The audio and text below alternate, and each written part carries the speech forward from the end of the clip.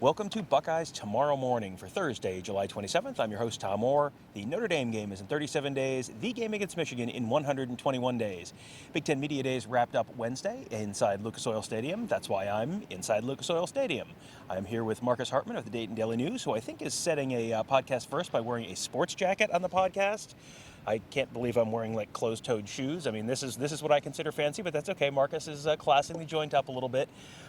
We talked a lot on Tuesday about all the Jim Harbaugh stuff and all that kind of stuff. Wednesday was Ohio State's day. I mean, there were other teams here, and we'll talk a little bit about maybe some of them a little bit later. But when it's the second day at Big Ten Media Days, it is Ohio State Day.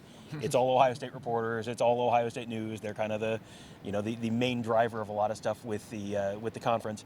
And we got to talk to Ryan Day for an hour. Got to talk to CJ Stroud, Jackson Smith-Njigba, Ronnie Hickman. Ryan Day, I think I was most interested in the concept of competitive stamina. That was something that he brought up, and I don't think that's something we've heard from him before. And he sort of explained, and it was like, okay, yeah, I get it. It makes sense what you're saying. But can you explain what is competitive stamina? Yeah, I'm pretty sure in the past his favorite phrase was competitive excellence, and that was just, maximizing what you're doing every time. This time, the basic gist of it is, it's not like, so they lost to Michigan and Oregon, but it's not like they played bad all year. They had plenty of good games, such as they blew out, they crushed Purdue and Michigan State right before they played pretty poorly against Michigan. And he pointed out, Michigan game was a close game at halftime. They really struggled in the second half. So the idea is they need to bring it every week and be good every week. And I think the hope is that not only do you emphasize that for one thing, but the other idea is that, that's kind of a thing that happens with young teams such as they were last year. And one of the good things about young teams is, unless they all transfer out, they become older teams the following year. And so that's kind of, that was a little bit of a new theme. Again, we hadn't heard that phrase exactly before, even earlier this year. He talked a lot more about how they've done some things to try to ferret out some more leadership, but we'd already heard a lot about that too. There was a little more detail about it, and I think that's interesting, but to a point. But at the same time, it's a little bit intangible. It's interesting to hear that they're doing it, but what does it really mean to? And at the end of the day, you win or you lose, and nobody really cares how much measure you could measure the leadership aspect of that. But that was, I think that was kind of the most interesting thing, and it also sort of. Someone brought up and asked if you could compare the situation with the defense this year to 2019, because not only are they putting in a new defense, but they also have, one of the reasons the 2018 defense was bad was they had a bunch of first and second year players, and in 2019 they were not first and second year players anymore, and you're going to have that situation again this year. So there's kind of multiple reasons to maybe be optimistic about the defense for that reason as well. Yeah, and it's sort of an updated version of the best thing about freshmen is they eventually become sophomores. They had that old line.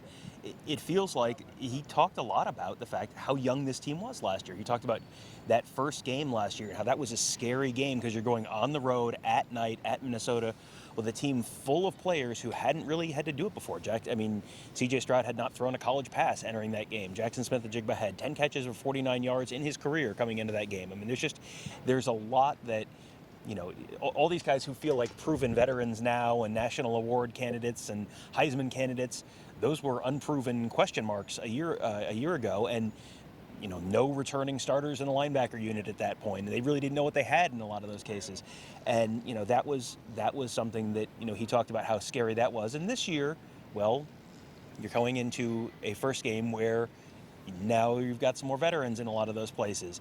And also it's at home. And, Notre Dame presents a different challenge than Minnesota did, but that's, a little bit of a different dynamic heading into the opener this year.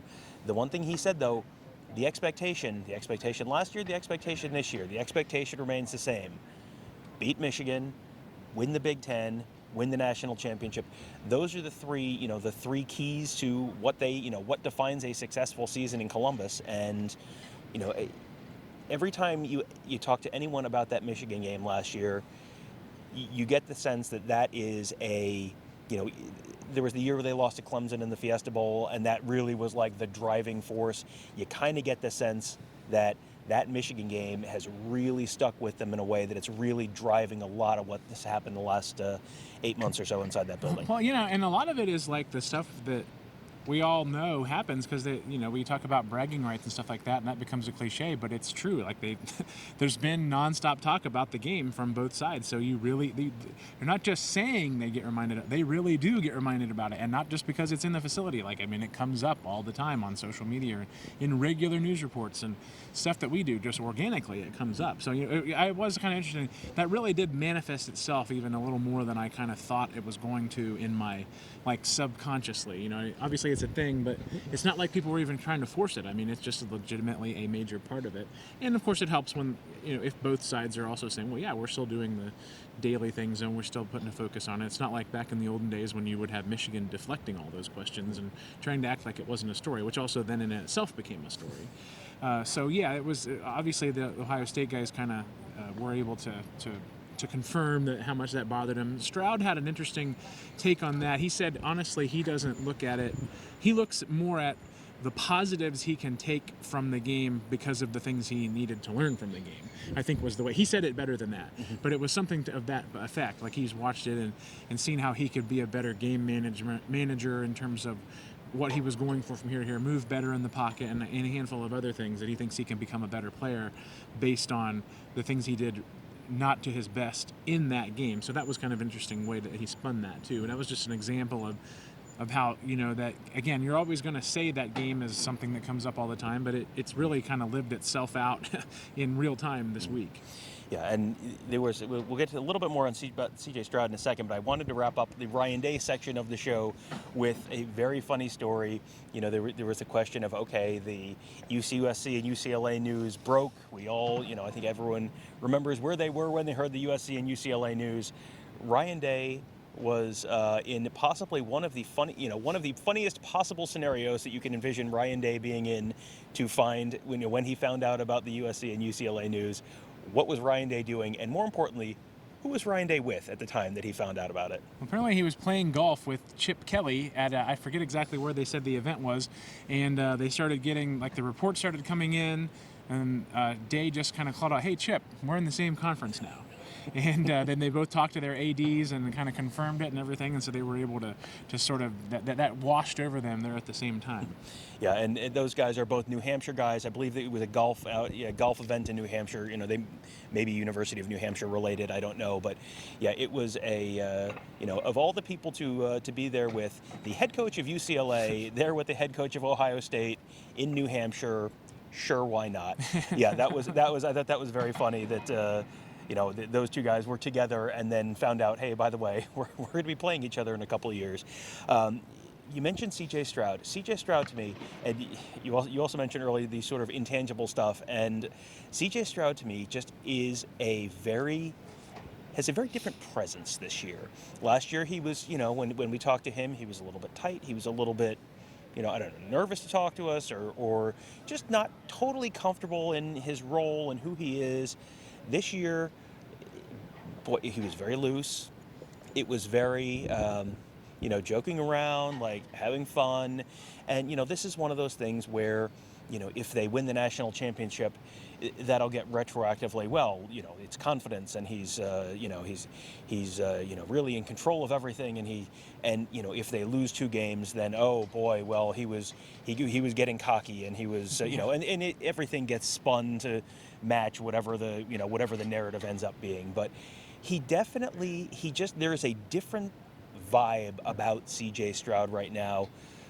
Again, I don't know if that's a good thing or a bad thing, but he just, I think that maybe falls in line with the taking on a leadership role. Like, he knows who he is, he knows what he needs to do, kind of thing. Yeah, and he said that he talked about that too. That he said he had sort of felt more like himself, and then he was kind of holding back on some of his personality and things like that in the past. And I'm not sure how much of that he meant in the interviews. He meant overall, even with his teammates and everything like that. So it's kind of a natural progression too, especially when you have to imagine how nutty it was for those guys that were in the class of 2020 to arrive, and everything is all out of whack too. So that's another layer to it, besides everything else. And I've talked, sometimes it makes a difference if you're the one young guy and everybody else is old. It's a little different. But most of the people are young, then that's even that much more of a difficult thing. So, yeah, I think you're right. He was certainly more relaxed, and he still has a good sense of things that he shouldn't say for the most part. He says some of them, but it was a little more. He was more honest, kind of letting it flow in terms of just his impression of things, and still thoughtful, but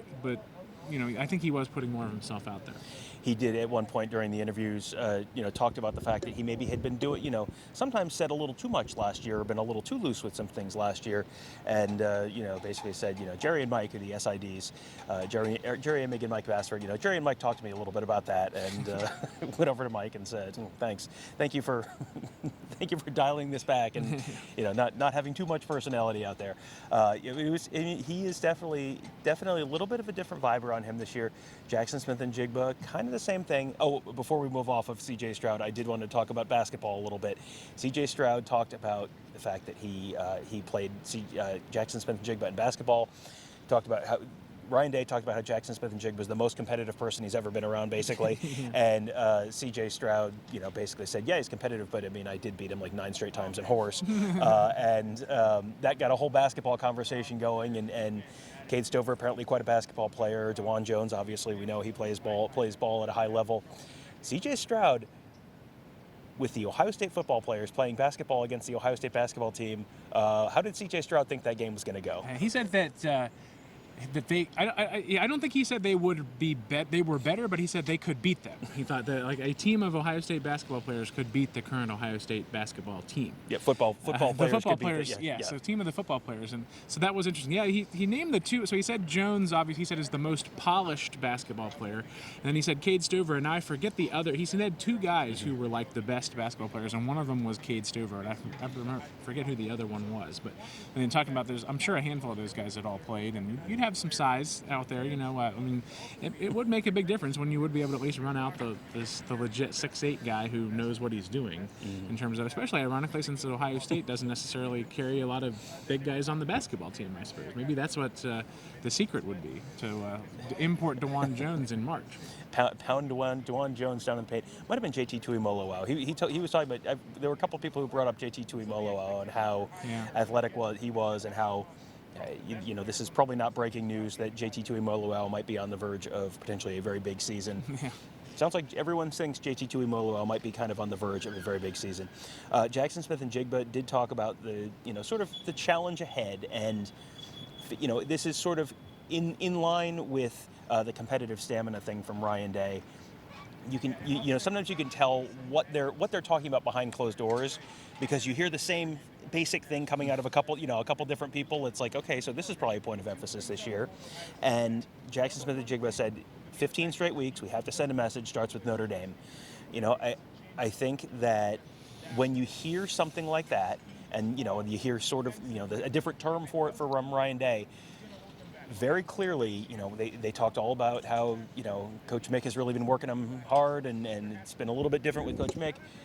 You get the sense that has been a real point of emphasis, is, not just having the good game or having a good half. It's finish the drill every time, step on someone's neck when you can step on someone's neck.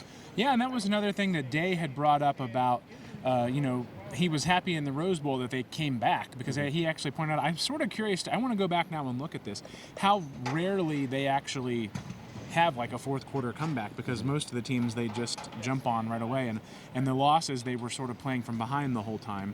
So he was glad that they could kind of learn that, because there's actually not that many opportunities for the teams to do that. So that was kind of an interesting thing, where it's all sort of wrapped up in terms of the mentality standpoint. You don't want to be just Mike Tyson, but actually more of a well-rounded fighter, I guess.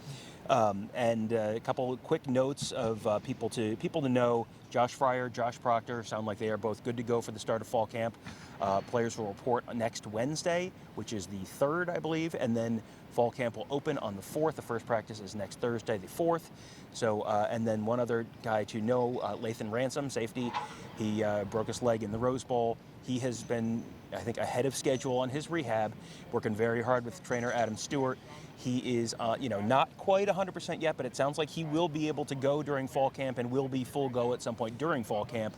So that's another, that is a very big piece for them to get back in the back end of that defense. Because I think they're, they probably have 3 safeties they feel okay about.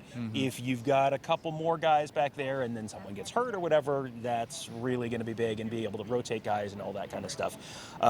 One other thing before we wrap it up, James Franklin, Penn State coach James Franklin, was really entertaining. He talked for an hour, and I think, generally when we're talking to James Franklin in the past, it is right after he has lost a game to Ohio State, and he's very upset. And often in dramatic fashion. Often in dramatic fashion, yes. And he's very upset, and he comes across one way. And James Franklin, in a media day setting in the summer, when there's not a game for a month, and everyone is sort of ramping up for football season, but this is not game week intensity yet. James Franklin, very, very personable, lots of really good, fun, interesting, thoughtful answers on a whole bunch of topics. One thing that I thought Ohio State fans probably would be interested in was the Whiteout game. What's the deal with the Whiteout game this year, that it's Minnesota and not Ohio State? I mean, the obvious answer is that it's at noon for Ohio State. Ohio State's going to be a noon game there, and they always do this at night. So why do they always do it at night? He said they sent out a survey to Penn State fans earlier in the year, I think, when they maybe had a sense that this might be how this could shake out, and sort of get the sense from Penn State fans, would they rather have it be Ohio State even if it's noon, or is the most important thing with the Whiteout that it's a night game, and if it's a different opponent, it's a different opponent, and so be it. He said they sent out a survey to Penn State fans and asked them all sorts of questions about, a whole bunch of different things, including the Whiteout. They sort of mixed the Whiteout questions in the middle, so it wasn't super obvious that they were really just asking about that. And, what's the most important thing to you, the opponent or the time of day? And what time of day would you like the Whiteout game to be? And all that kind of stuff. And he said, we asked him, what's your favorite stadium food, hamburgers or hot dogs? And he's like, we didn't care about that, but we, threw it in there just to kind of throw him off. And, the survey results came back. Most important thing was it was a night game. Well, okay, so now the Whiteout is for the Minnesota game. So that's, probably not going to help Penn State from a competitive perspective to not have that atmosphere for the Ohio State game. I would say, to be honest, if you think about it, if you're going to lose it 80% of the time to Ohio State, wouldn't you would certainly rather have it be another big game, right? I don't think they would never say that out loud, but it also sort of makes sense. That probably also makes a difference. If they were 500 against Ohio State in the Whiteout, maybe the fans would be more like, no, okay, that's how we do the Ohio State game. But they lose that game most of the time too, so that might be an impact of it too. That's true, and it's interesting. Because they won in 16, they lost in 18. 20, obviously there were no fans there, and now 22, it's not the Whiteout game. So it's been a while. They lost in 14, they lost in 12. So and 12 was a 3:30 game. Oh, 12 was a 3:30 but I don't remember if I don't think it was it might have still been the Whiteout, but it wasn't a night game. Okay, so that is a little something that I think was maybe sticking in some Penn State fans' craws, but that is the story behind the decision to not have the Whiteout be the Ohio State game. So we are wrapping up for Big Ten Media Days now. Marcus, let people know where they can find you on Twitter, where they can find your reporting from Big Ten Media Days. You can find it at DaytonDailyNews.com, SpringfieldNewsSun.com, or JournalNews.com, and you can follow me on Twitter. It's just my name, Marcus Hartman. And lots of guys from Southwest Ohio and the greater Dayton area who are here this week. So lots of good way to localize the story. That's always, and then also obviously plenty of Buckeye coverage as well there. So, and you can also find plenty of Buckeye coverage at Buckeye Huddle. We are still in the process of launching that site. So again, if you go to BuckeyeHuddle.com right now, it's just going to take you to a landing page. But if you check out the Twitter accounts from Mark Givler or Alex Gleitman or Tony Gerdeman, myself, you will find the link to the board. We've had a very fun week on the board there already. The site itself is probably days-ish away from launching, hopefully before fall camp opens next week, but should be a very fun place to enjoy the Ohio State football season. And finally, something you can do to help us out is, if you are listening to this as a podcast, so make sure you're subscribed to this feed, make sure you're subscribed to the Buckeye Weekly feed, all of our other great podcasts. Also, leave us a 5-star rating and review, which will help other folks find those shows. And finally, if you're watching on YouTube, hit that thumbs up. That will help boost us in the algorithm, and also hit that bell, subscribe to the channel so you get notified every time we post a new video. We've been posting hours and hours and hours of video from here at Big Ten Media Days, lots of interviews, lots of podcasts, all sorts of great stuff, all at YouTube. So thank you guys all for joining us. Have a great day. We'll talk to you tomorrow.